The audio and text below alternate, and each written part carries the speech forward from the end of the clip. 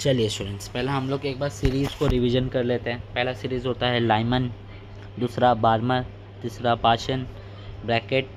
Series का मतलब electron अपना डुअल नेचर वो दिखाता है, एक वेव नेचर, एक लाइट नेचर जो होता है, ठीक, मास जिसको कहते हैं। अब चलिए, अब लाइमन सीरीज़ में क्या होता है, कक्षा जो भी होती है वो पहले कक्षा में दूसरे कक्षा से, मतलब जब ट्रांजिशन संक्रमण, जब इलेक्ट्रॉन एक कक्षा से दूसरी कक्षा जब अंदर की तरफ जाता है तो सीरीज़ बनती है, याद रखना। बाहर की तरफ से जब अंदर तक वाले शेल में जाती है तो उसमें सीरीज़ बनती है। क्या बनती है? सीरीज़। तो वही सीरीज़ ये है लाइमन सीरीज़, ब्रैकेट सीरीज़। अंदर की तरफ से, याद रखना, बाहर की तरफ से अंदर की तरफ, अंदर से बाहर नहीं, बाहर की तरफ से अंदर की तरफ, या ये क्वेश्चन याद रखना, क्वेश्चन ये होता है। चलो, अब इलेक्ट्रॉन दूसरी कक्षा से पहली कक्षा में जाएगी तो लाइमन सीरीज़ बनती है, ठीक। लाइमन सीरीज़ बनती है हर जगह, हर एक सीरीज़ बनती है। अब याद रखो, दूसरी कक्षा से पहले जो, अगर पहली कक्षा में इलेक्ट्रॉन आ रही है तो लाइमन सीरीज़ बनती है। अगर दूसरी कक्षा में आती है तो बार्मर सीरीज़ बनती है। इलेक्ट्रॉन कहीं से भी आए, मतलब इन्फिनिटी से आए, कहीं से भी आए। अगर तीसरी कक्षा में आती है तो इसको कहते हैं पाशन सीरीज़। अगर चौथी कक्षा में आए इसको कहते हैं ब्रैकेट। तो ऐसे याद रखना, बाहर से आती है तो इसमें रेखा बनती है। तो पहली रेखा, अगर इलेक्ट्रॉन सेकेंड कक्षा से पहली कक्षा, मतलब सेकेंड कक्षा से पहली कक्षा में आती है तो पहली रेखा बनेगी, ठीक ठीक। और उसके बाद अगर तीसरी से पहले आएगी तो दूसरी रेखा लाइमन सीरीज़ की। चौथी से आई तो पहली, तो तीसरी रेखा लाइमन सीरीज़ की। समझ गए आपको अभी ऐसा। और इन्फिनिटी याद रखना, अंतिम क्या होता है, अंतिम याद रखना। अगर अंतिम कक्षा से अगर क्वेश्चन बोला, अगर अंतिम कक्षा मतलब इन्फिनिटी, याद रखना। और अंतिम तरंग दैर्ध्य होगा इन्फिनिटी। तरंग दैर्ध्य जो ये पहला तरंग दैर्ध्य है, अंतिम क्या होगा, इन्फिनिटी, याद रखना। ये क्वेश्चन हमने कल किया है, ठीक। अब बार्मर सीरीज़ के लिए, बार्मर सीरीज़ के याद रखना, अब इलेक्ट्रॉन सेकंड से सेकंड तो इलेक्ट्रॉन पे तो नहीं जाती हो। जो पहली रेखा बनेगी वो, मतलब एक इलेक्ट्रॉन उसके पीछे से आना चाहिए ना, कक्षा एक इलेक्ट्रॉन पीछे से आना चाहिए। तो तीसरी से अगर दूसरे पे आएगी तो पहली रेखा बनेगी बार्मर की। चौथी से आई दूसरे पे तो बनेगी बार्मर। चलिए एक क्वेश्चन पूछते, समझ गए ना ये बात। सेम विथ ये तीसरी कक्षा, इसको चौथी कक्षा से आना चाहिए, तभी इसको पाशन सीरीज़ कह सकते हैं, ठीक। अब एक क्वेश्चन है, एक इलेक्ट्रॉन चौथी कक्षा से पहली कक्षा पे जा रहा है, ठीक। इसमें कौन सी सीरीज, इसकी पहली रेखा निकालो तो पहली रेखा क्या होगी, अरे मतलब चौथी से ये लाइमन सीरीज़ बनेगी। और दूसरी क्वेश्चन कि अगर इलेक्ट्रॉन चौथी कक्षा से तीसरी कक्षा में आया तो इसमें कौन सा सीरीज़ बनेगा, पाशन सीरीज़। याद रखना, किसमें जा रहा है आखिरी, मतलब N1 क्या होता है, याद रखना, आखिरी जिसमें जा रहा है वो ज़रूरी है। N2 तो किधर से भी आ सकता है, समझे अभी इसका मतलब, समझ गए। चलिए, अब चलिए इस पे चलते हैं, क्वेश्चंस पे। अब बताइए, हाइड्रोजन परमाणु की बार्मर श्रेणी में प्रथम रेखा की तरंग संख्या निम्नलिखित कौन सा मानने सही है। क्वेश्चन में क्या पूछा है, प्रथम रेखा क्या होगा, बार्मर सीरीज़ बोला है, तो प्रथम रेखा क्या है बार्मर सीरीज़ का, ये है, यही है ना। तो इसमें N1 क्या है, रेड कलर गलत, N1 क्या है 2, और N यहाँ से शुरू आया तो N2 क्या हो गया 3। अब समझे। अब चलिए क्वेश्चंस पे आते हैं। अब 1/λ है। अब बताइए, तरंग संख्या किसे कहते हैं, इसको कहते हैं कि 1/λ को कहते हैं, बताइए आप ही। तरंग संख्या इसको कहते हैं, जिसको कहते हैं म्यू नॉट, म्यू डैश, क्या कहते हैं, म्यू डैश। अगर म्यू डैश लिखा होता है तो ऊपर, इसको तरंग संख्या कहते हैं, ठीक। इसका मतलब क्या होता है, इसका मतलब हमने सिखाया था 1 मीटर में कितनी तरंग दैर्ध्य होते हैं 1 मीटर के अंदर, तो इसको म्यू डैश कहा जाता है। यही फॉर्मूला में भी यही लिखा है, 1/λ तो फार्मूला दिया है 1/λ दिया है, 1/λ हमें पता है म्यू डैश, तो आपको म्यू डैश निकालना है। ठीक, चलिए क्वेश्चन बहुत आसान है। आपको N1 2 दिया है, N2 3 दिया है। चलिए 1/λ आपको तो पता है तरंग संख्या, तो हम इसको डायरेक्ट ऐसे लिख लेते हैं R 1/, रेडियस दिया नहीं है क्वेश्चन में भी, आपको रेडियस के फॉर्म में N1 पहला लिखा जाता है, याद रखना कभी भी N1 लिखा जाता है पहला। 2 - 3 द होल स्क्वायर। और याद रखना पहले जो भी होगा छोटी नंबर लिखा, ये अगर होगा छोटी नंबर लिखना है। तो अब चले सॉल्व करते हैं। द होल स्क्वायर हम भूल गए थे, होल स्क्वायर लिखना। तो 1/4 1/9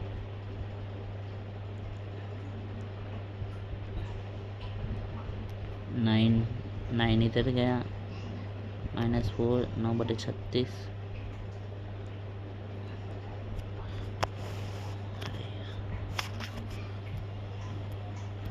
5/36। ठीक, ये बटे हमारा 1/λ। 1/λ क्या होता है म्यू नॉट, तो हमारा संख्या है 5R/36।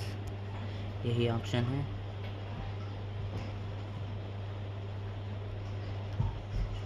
ये है 5R/36, करेक्ट यही है।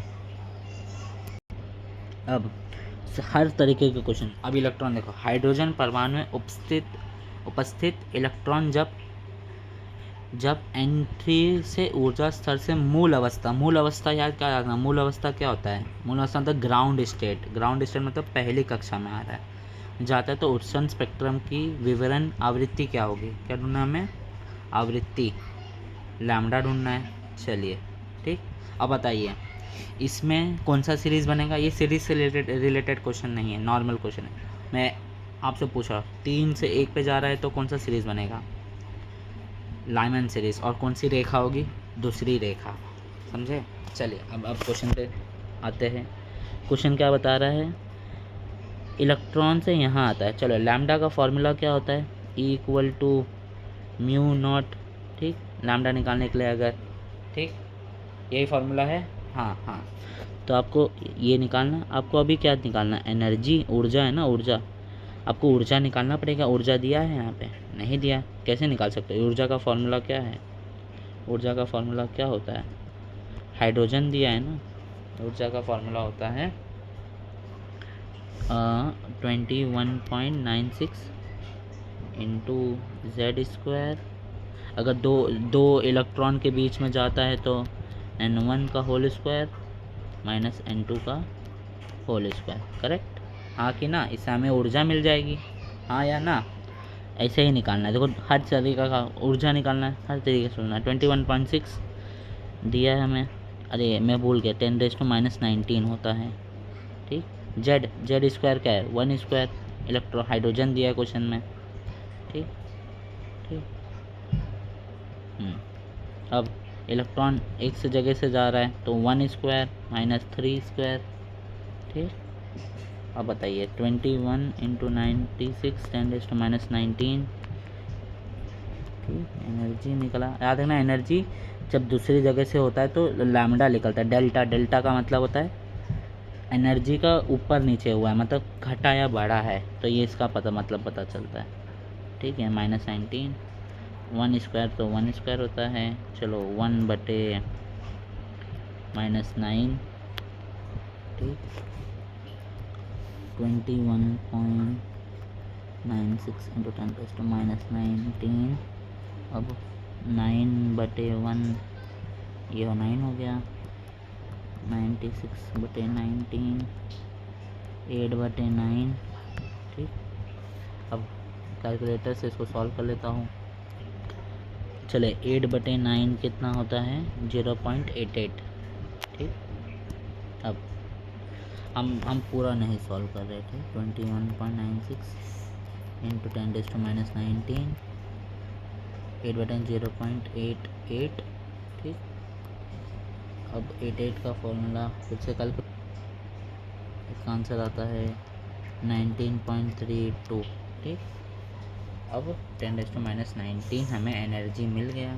ठीक, अब बताइए, हमने फॉर्मूला बताया था क्या होता है, एच म्यू होता है ना, E = H म्यू। आपको अब ये मिल जाएगा। तो इसका ये गुणा में यहाँ पे जाएगा। आपसे गलती यही होती है गुणा भाग में। आप देखो, समझो इसको, गलती यही होती है कि यहाँ पे गुणा है, अभी एक ही इक्वल टू, आप डबल, आप ऐसा कर देते हो डबल इक्वल टू। कल के गलती में यही हुआ था, ये नहीं करना है। ठीक, समझिए, अभी यहाँ गुणा है तो यहाँ पे रखा है, और यहाँ पे जाएगा तो भाग में चल जाएगा। समझे, ये अच्छे से करो बुक के अंदर।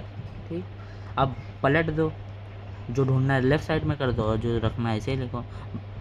फार्मूला लिखने के बाद फार्मूला अब तैयार हो गया। अब इसके अंदर वैल्यू डाल दो। अब उल्टा कर रहे हो, पहले वैल्यू डाल रहे हो फिर उल्टा उसका भाग, ये मत करो, पहले लिख लो फिर। 6.6 × 10⁻34, ये कितना आया था, 19.32 10⁻19, 0.32 10⁻19।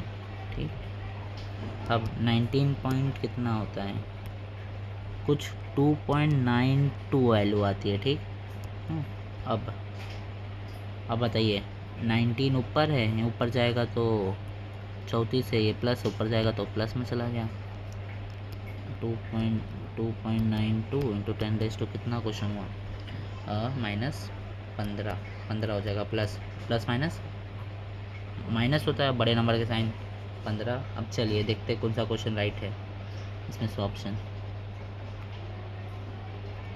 अब देखें, वहाँ पे 2.92 दिया था, 2.92 दिया था, तो हम उसको 3 लिख सकते हैं। हाँ, लिख सकते हैं, राउंड ऑफ कर सकते हैं। ठीक, अब बताइए, अब 15 किस में है, तो आंसर 1 राइट है। ठीक, करेक्ट, यही है, ऐसे ही करना है। इसमें क्या था, आपको एनर्जी दिया है, अगर लैम्डा दिया, 2 फार्मूला से आपको किस में 2 लगता है, किस में 3 फार्मूला लगता है।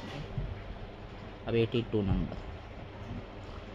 चलिए ये क्वेश्चन पढ़ते हैं। क्वेश्चन में लिखा है, जब इलेक्ट्रॉन उच्च ऊर्जा अवस्था से लाइमन श्रेणी में जाते हैं तो उच्चतम ऊर्जा अवस्था की क्वांटम संख्या क्या होनी चाहिए। इस संक्रमण के लिए तरंग संख्या है। अब बताइए, अब क्वेश्चन में दिया है लाइमन सीरीज। लाइमन सीरीज क्या होता है, N1 लाइमन सीरीज का होता है 1, याद रखना। उच्चतम मतलब एक उच्चतम कोई दे दिया है, उच्चतम की वैल्यू दिया है, नहीं दिया है। ठीक, इसको समझो, नहीं दिया है। और इस संक्रमण मतलब इस इक्वेशन, संक्रमण मतलब इक्वेशन होता है, मतलब एक जगह एक इलेक्ट्रॉन से एक इलेक्ट्रॉन जाता है। संक्रमण मतलब एक जगह से इलेक्ट्रॉन एक जगह पे जाता है, मतलब दूसरी कक्षा से दूसरी कक्षा, इसका मतलब होता है संक्रमण का मतलब यही होता है। ठीक, ये समझ जाना असली मतलब। संक्रमण जहाँ भी, संक्रमण मतलब एक जगह से ट्रांजिशन हुआ, मतलब एक जगह से दूसरी जगह पे गया है इलेक्ट्रॉन। उसके लिए तरंग संख्या मतलब μ0 दिया है, कितना दिया है, 97.49 2.2 सेंटीमीटर। ठीक दिया है, सेंटीमीटर दिया है। चलिए अब आ जाते हैं क्वेश्चन पे। अब आपको समझ गया ना, क्वेश्चन का मतलब समझ गया। N1 लाइमन सीरीज दिया तो L1 ये होगा, उच्चतम आपको ढूंढना है, ये दिया है। डायरेक्ट फार्मूला में डालो, डायरेक्ट फार्मूला में। अब μ0 formula 1/r 1 the whole square -1 2 the whole square, यही फार्मूला है। आपको इसकी वैल्यू कितनी दी है, 97.492.2, इतने ही दिए है ना सेंटीमीटर। अब N1 कितना दिया है, आपको 1 दिया है, लाइमन सीरीज है। N2 ढूंढना है आपको। ठीक, अब ये इसमें थोड़ा मैथ लगेगा आपका, कहीं पे गड़बड़ होता होगा। 97.492.2 R 1/N1 the whole square. ठीक, ठीक है। अब R यहाँ R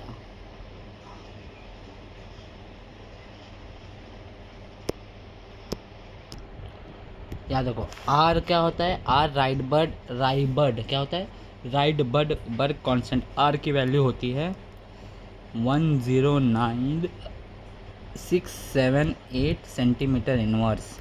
याद रखना ये चीज़, आपको पढ़े होगे। ठीक, पढ़े हो नहीं पढ़ो, याद रख लेना। अगर R की वैल्यू नहीं दिए है तो ये डाल देना, अगर क्वेश्चन आर की वैल्यू में आएगा, क्वेश्चन सिर्फ आर के, तो याद रखना है ये, समझ गए। चलिए अब इसको सॉल्व कर देते हैं। ठीक, चलिए आपको आर की वैल्यू तो पती है ना, तो यहाँ आर गुणा में है, बताइए यहाँ पे आर गुणा में है, हाँ कि ना।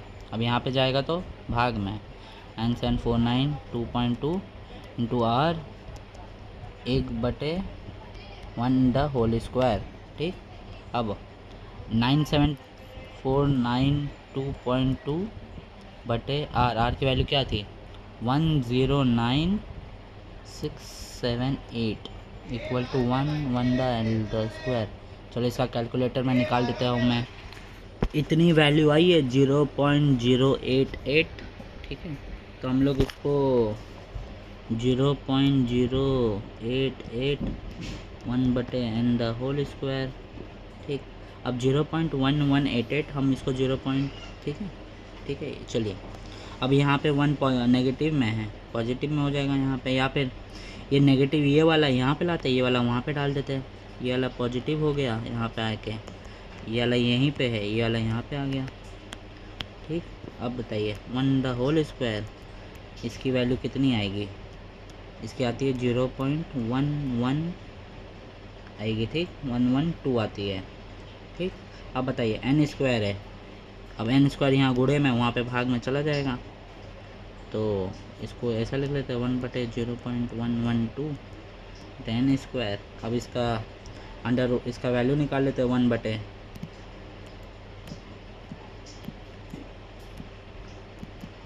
टू 8 पॉइंट समथिंग आया है, समझो जितना 8.92 आया है एन स्क्वायर। चलो 8.2 को हम लोग 9 लिख सकते हैं, क्योंकि 9 कभी भी याद रखो, हमने बताया था ना एक बार कि जो n होता है वो होल नंबर होता है, 1 2 3 4 का याद रखना कभी भी, कभी आया इसको। अब अंडर रूट अब समझ गए। अब तो आपको पता है 8 नज़दीक क्या है, 3 का स्क्वायर, 9 का स्क्वायर क्या होता है, 9 का स्क्वायर 3 होता है, तो आप इसको होल नंबर में कन्वर्ट कर देना। आपको अब इसका अंडर ऐसा मत करना, दिमाग लगा के थोड़ा यहाँ पे, तो इसका अंडर रूट निकाल लिया। ठीक, 9 का स्क्वायर 3, तो आंसर 3 है। ठीक, आपको तीसरी कक्षा से आ रहा है। ठीक, समझ गए ये क्वेश्चन, तो आंसर आपका सेकंड है। ठीक, अब नेक्स्ट क्वेश्चन 84, जब हाइड्रोजन परमाणु में इलेक्ट्रॉन अनंत से स्थिर अवस्था में आता है, स्थिर अवस्था 1 में आता है, तो रिडबर्ग कांस्टेंट, तो चलिए ये क्वेश्चन में पढ़िए। अब इसमें दो चीज़ है, अनंत मतलब इन्फिनिटी से आ रहा है, तो आपका n2 क्या हो गया, इन्फिनिटी, याद रखना ये अब क्वेश्चन है। अच्छा, इन्फिनिटी वाली से स्थिर अवस्था कभी भी क्या होती है, ग्राउंड स्टेट n1 होता है। ठीक, याद रखना स्थिर अवस्था ग्राउंड स्टेट, जिसको मूल अवस्था कहा जाता है। और रिडबर्ग कांस्टेंट दिया है। विकिरण का तरंग धैर्य ढूंढिए, तरंग धैर्य मतलब 1/λ ढूंढना, इसमें ये नहीं ढूंढना है μ0, तरंग धैर्य, समझ के आप क्वेश्चन। चलिए सॉल्व करते हैं। इसमें देखो आपको रिडबर्ग कांस्टेंट ये डालना है, वो पूरी वैल्यू नहीं डालना है, 1.06। चलिए इसको सॉल्व करते हैं।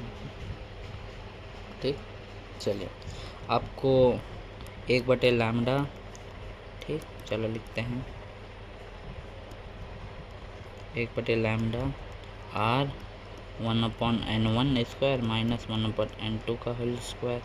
चलो लैम्डा ढूंढना है 1.097 इंटू 10⁻⁻7, यही दिया है ना, हाँ यही दिया है, इक्वल टू, ये इक्वल टू है। ठीक, अब बताइए n1 आपको 1 का वैल्यू पता है, 1 स्क्वायर है, 1/इन्फिनिटी का स्क्वायर।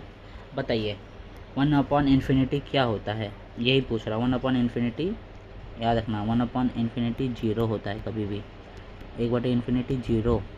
ठीक, याद रख लेना, कभी भी 1/इन्फिनिटी तो 0, तो आप ठीक, तो 1/λ, अब इसका 1/0 हो गया, तो 1.097 10⁻⁻7 1/1 स्क्वायर 1 माइनस 0, तो इसको लिखने की ज़रूरत नहीं है।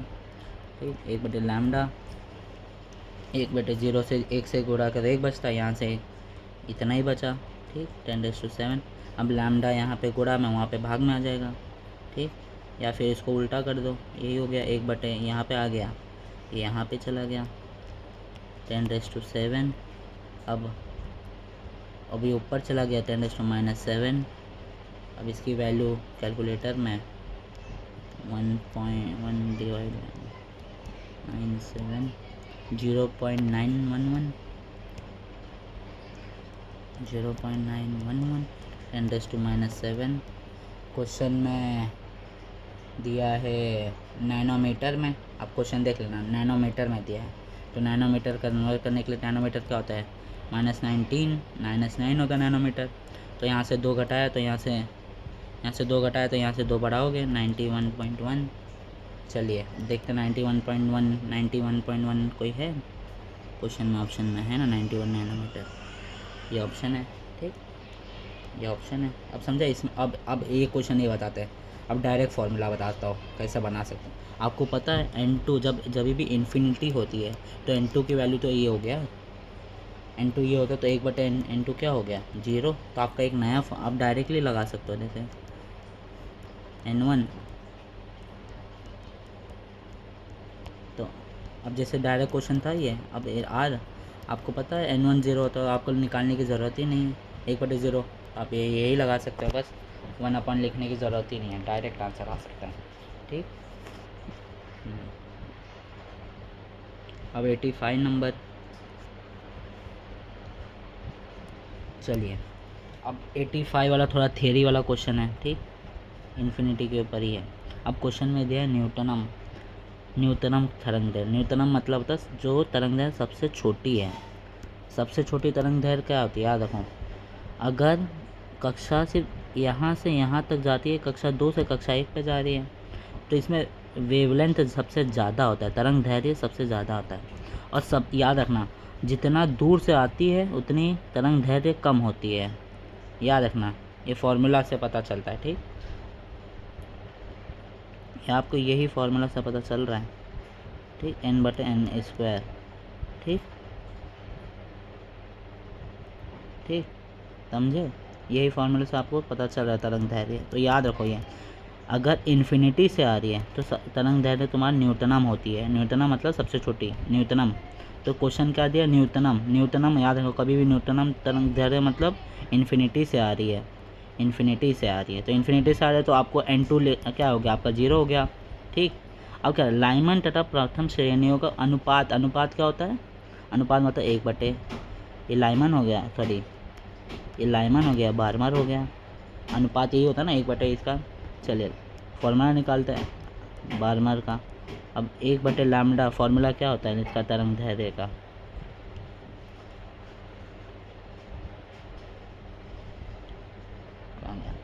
एक बटे r n1 अलाइनमेंट का कितना होता है 1 ठीक, लैम्डा। ठीक, अब r बार्मर का कितना होता है 2 ठीक। क्वेश्चन में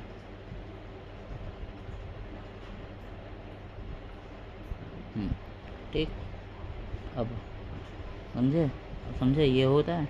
अब r, अब देखें यहाँ पे कर रहे हैं हम, अभी याद रखना यहाँ पे कर रहे हैं, तो 1/r कट गया। अब चलो r कट गया, बचा क्या है यहाँ पे,